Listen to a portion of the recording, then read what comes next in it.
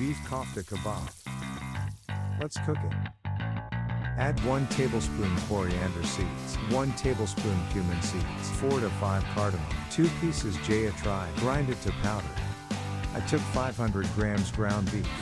Add 1/4 cup sliced onion, 1 tablespoon minced garlic. Salt as per taste. 2 tablespoons of oil. Grind them together for 3 minutes. Add the spice mixture with the meat paste. Add 1 slice of bread. Mix them for 2 minutes. Add 2 tablespoons of chopped coriander. Shape the kebab with your hand. You can shape it like this, it's ideal for shallow fry. Brush with oil occasionally. You have to fry each side for 3 minutes. Looks very delicious.